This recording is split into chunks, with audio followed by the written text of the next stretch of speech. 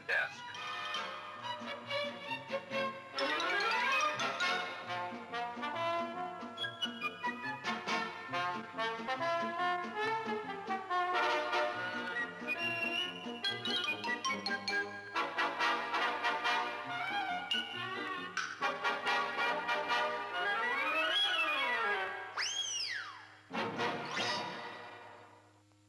Your attention, please.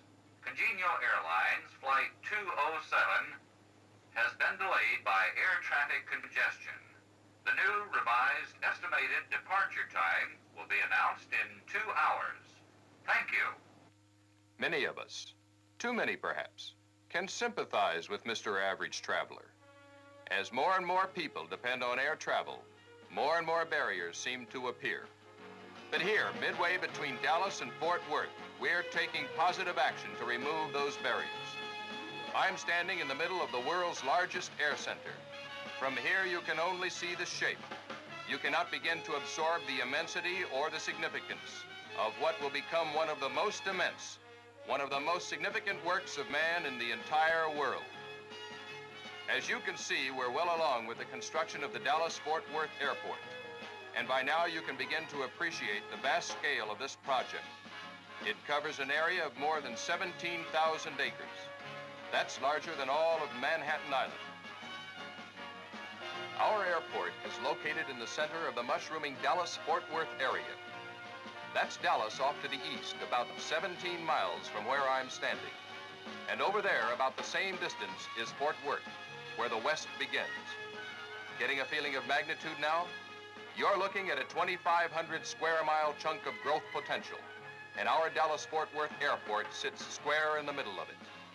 You'd expect any air transportation center to be located in the center of things, but we'll have to look into the future to understand the difference between just any center and what we're building here, our threshold for tomorrow.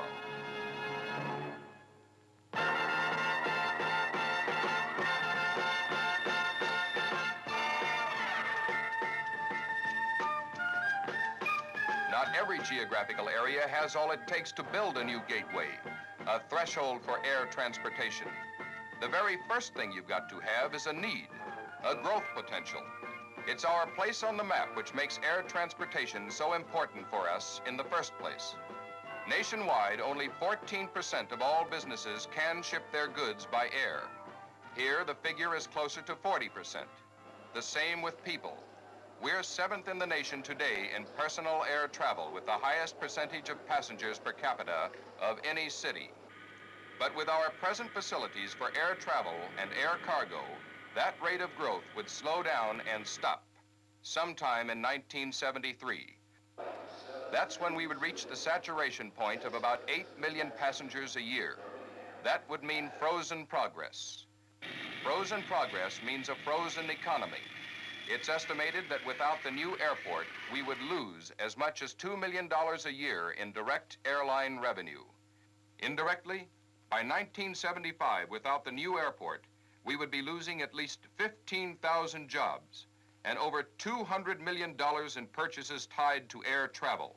And there's no way to estimate the loss in time and sheer frustration when people have to put up with super-saturated facilities. On opening day of the new airport, our facilities will comfortably handle passengers at the rate of 20 million a year. By the end of the decade, that figure will expand to 35 million, 3,800 people every hour. And predictions are that by 1985, that figure will more than double. We'll handle a new passenger with a new destination every second of every day. Beyond that, well, we're planning for every possibility of growth. We'll be ready for those increasing passenger loads right in the middle of a growth area. Our airport is located where the need is and where we have plenty of clear land and wide open airspaces. That means a healthy, unstifled economy with room to grow, with more jobs for more people, and with more money to invest in still more growth. By 1975 alone, we'll be pumping over $600 million into the economy of this area through direct and indirect purchases of goods and services.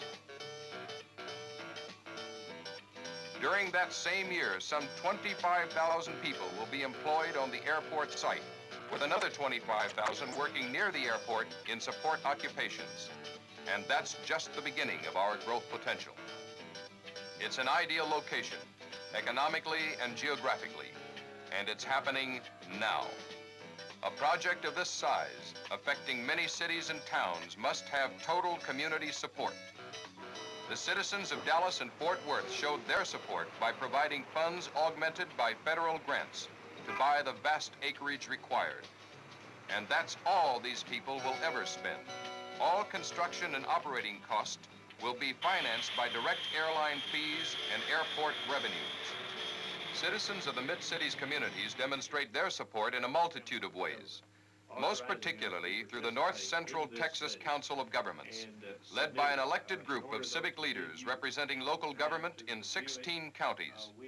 The Council of Governments, among other functions, aids neighboring communities in their planning with the Dallas-Fort Worth Airport Board.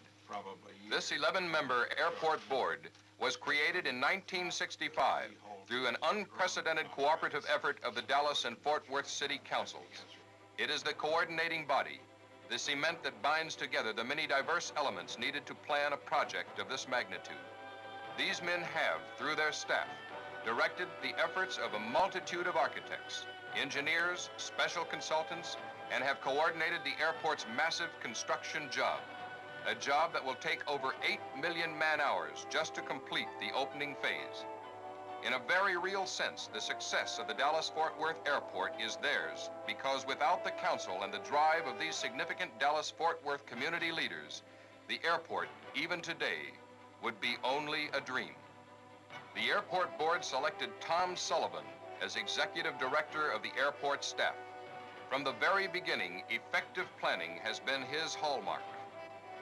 A team of the finest available architects and technical consultants used his broad concepts as guidelines for planning the greatest air transportation center in the world. Their first step was to return to the fundamentals of airport design. Why is an airport? The team analyzed the function of an airport in terms of two elements, landside and airside.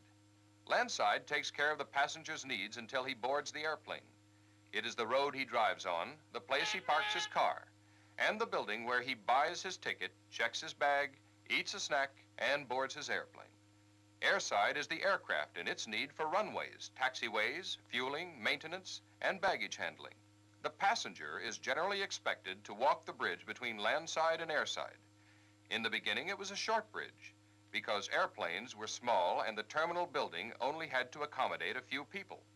But as air travel became more and more popular, more and more people wanted to park their cars, and more people had to use the facilities of the terminal building. And of course, it took more and more airplanes that grew bigger and bigger so they could carry more and more people. The whole process was one of add-on, a day-to-day scheme of progress where the passenger's bridge between car and airplane grew unbelievably long. There were too many airplanes for the spaces available, and there was little the airport could do because the city built right up to the airport boundary. How can these problems be avoided in designing a brand new transportation center? First, find out how many aircraft the airspace will accommodate. Then acquire enough acreage to fully develop that airspace. A vast, environmentally compatible area, convenient to all the communities it will serve. Next, take a giant step back to simplicity. A return to the one airplane, one terminal airport, the way it used to be, a humanized airport that people can use. For each airplane, plan adjacent terminal facilities and parking areas to serve the people who will board that airplane.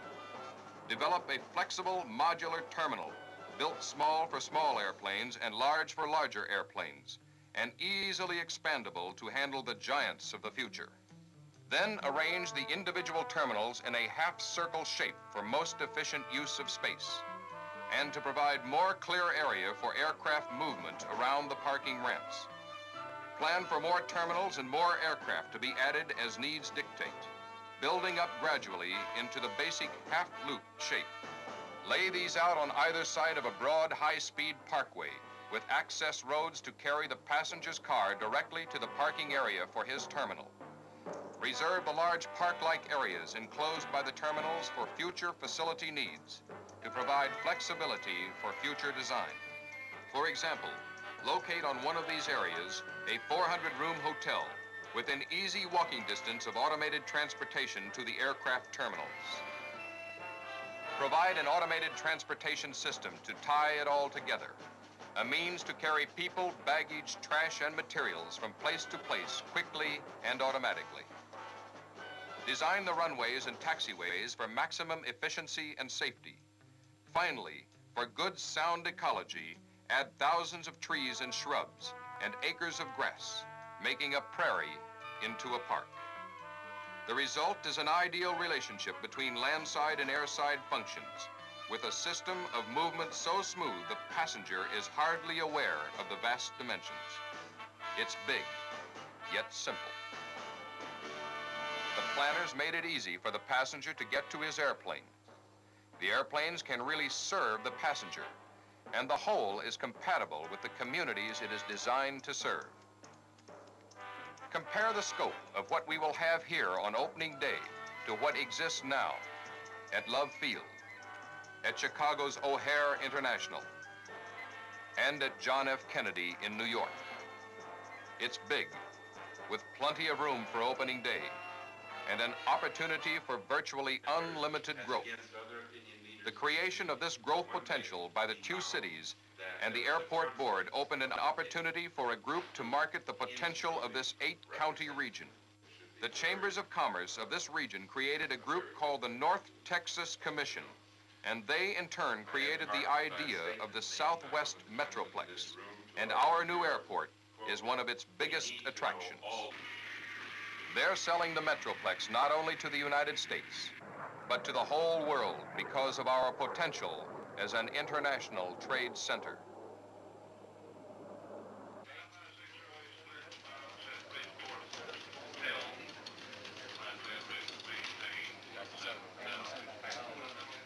This 60-mile radius circle around Dallas-Fort Worth is the busiest airspace in the Southwest. And we know that air traffic is going to increase in the years ahead. To ensure orderly airspace utilization and minimize congestion, the Federal Aviation Administration reviewed detailed studies for the best location for this airport to make certain that it would be compatible with other airports and communities in the area. Without these fields, there would be an excessive concentration of traffic at the new airport. Delays would become critical. It is simply impossible to funnel all of the anticipated traffic in this area into one single airport. So the air carriers will make major use of the new facility. The executive and other private aircraft will actually increase their utilization of other facilities within the total regional airport system. This facility will retain great growth potential for the foreseeable future.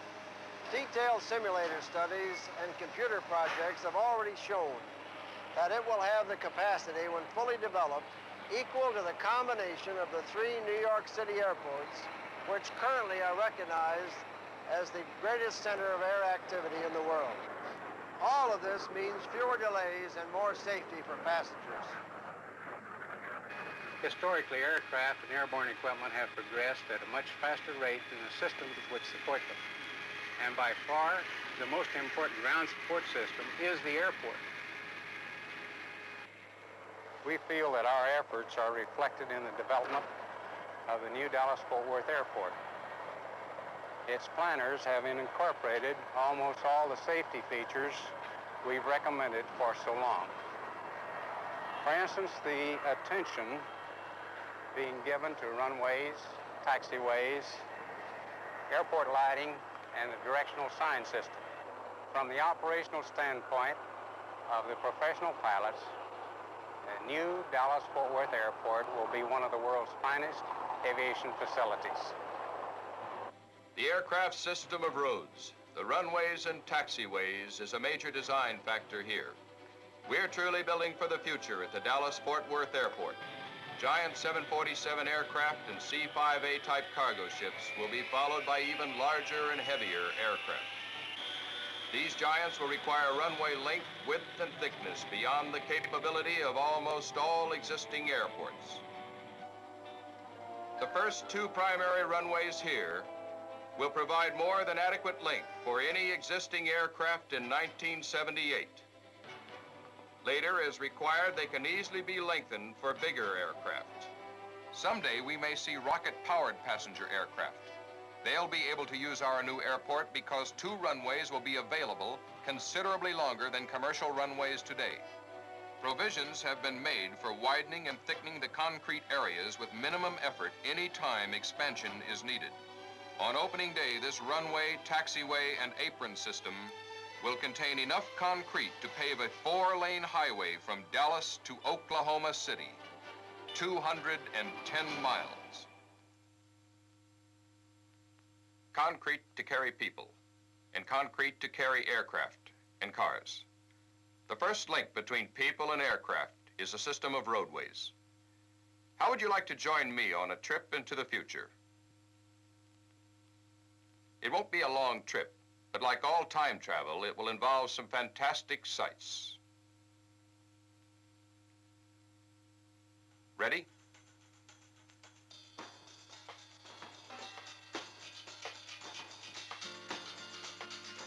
The Texas Highway Department has planned a super network of freeways to link the new airport to the many cities and communities it will serve. Existing roadways are being upgraded and expanded to meet the traffic demands by opening day, with more expressways and superhighways planned to meet the future traffic needs of the ever-growing area. These roads will allow air travelers from Dallas and Fort Worth to drive right up to their aircraft gates at the new airport in an average of 20 to 30 minutes, which is less than the average time it takes most people to drive and walk to their boarding gates at Dallas Love Field. For mobile access to the airport, the transit companies of Dallas and Fort Worth have formed a surface transportation system known as SURTRAN. SURTRAN will provide first-class bus, limousine, and taxicab service throughout the greater metropolitan area. So whether you ride SURTRAN or drive your own car to and from the airport, the trip will be shorter and much more convenient than the traffic-packed ordeal of getting to and through most other existing airports.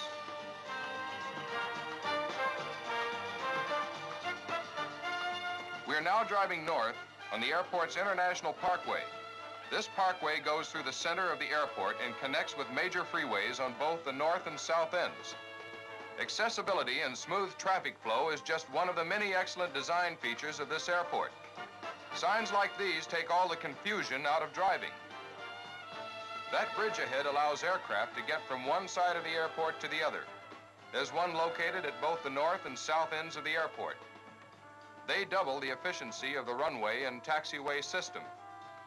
This airport looks a lot different than most. The buildings in the center of the parkway are partially underground and landscaped to give a park-like appearance. This was mostly bare land, so thousands of trees and shrubs were brought in and planted. This landscaping is good ecology. The control tower in the distance is the tallest structure at the airport. Its 200-foot height allows the controllers to see the entire runway and taxiway system. The tower in the foreground is one of the terminal sign pylons.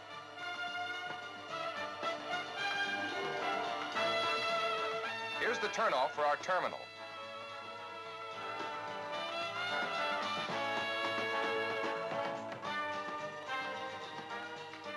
Here's a closer look at one of the sign pylons. They contain logos of the airlines located in these terminal areas.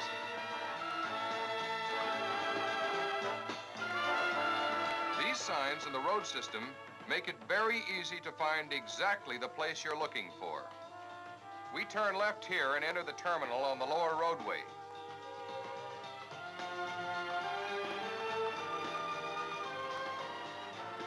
Incidentally, if we had luggage to check, we'd stop at the curb and turn it over to the skycap. Then we'd park the car. The parking lot for our terminal is on the left. All we have to do is drive through and park in from the other side. If the parking lot looks small, it is. Remember, it only holds the cars for people getting on these few airplanes. Arriving passengers like us enter the terminal on the lower level. The upper level is for traffic picking up passengers and leaving the airport. With the decentralized concept, the terminals are relatively small and designed for passenger convenience. You can almost drive right to your boarding gate lounge. Let's go up the escalator and get our tickets.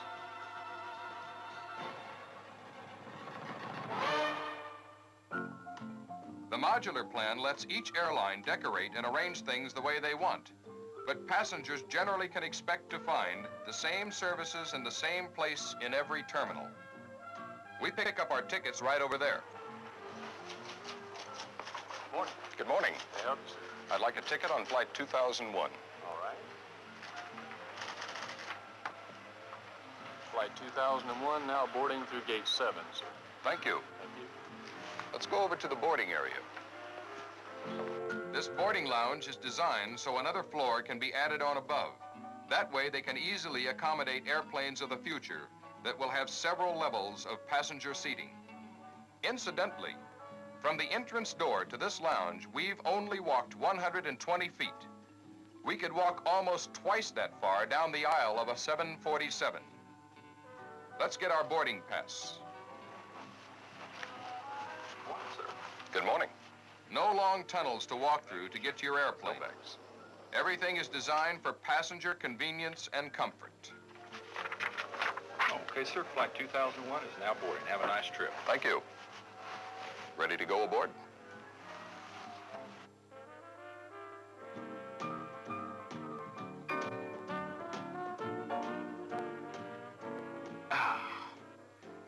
Now, wasn't that easy?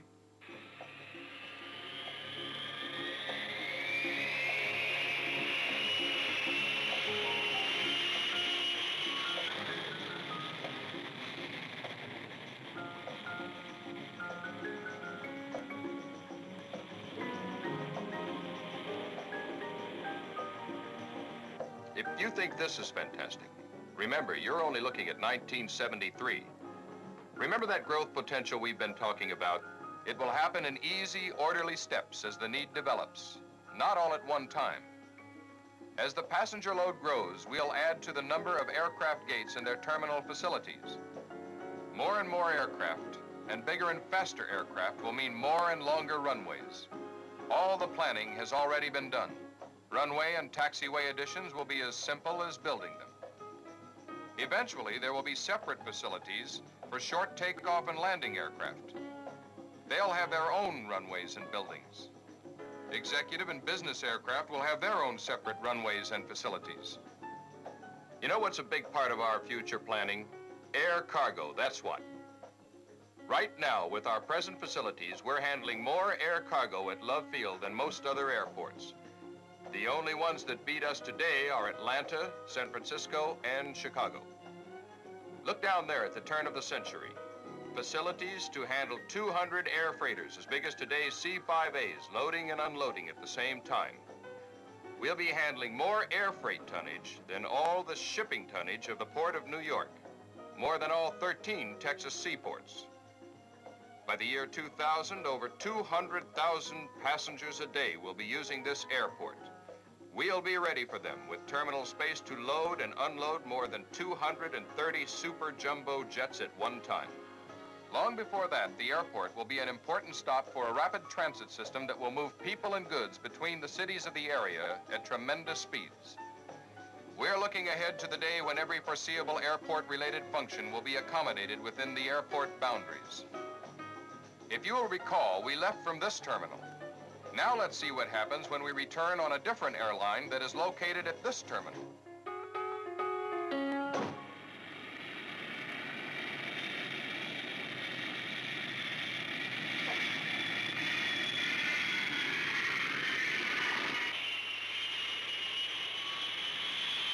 The modular concept makes the terminals easily adaptable to the requirements of each airline.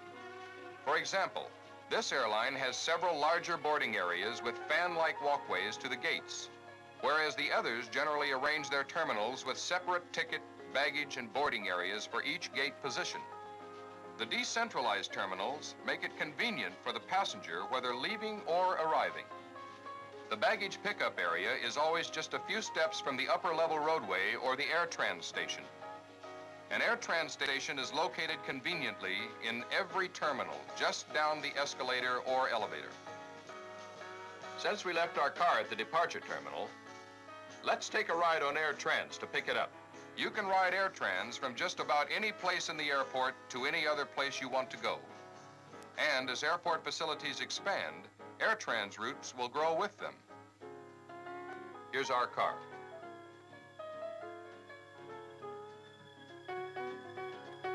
Pretty smooth ride, and a lot faster than walking. Most trips average from 8 to 12 minutes, including waiting time. Utility cars carry baggage and cargo from terminal to terminal, actually from plane to plane. Other cars carry mail, supplies, even trash. There's a complete network of routes, including to the remote parking facilities. And so our tour of tomorrow ends here, today.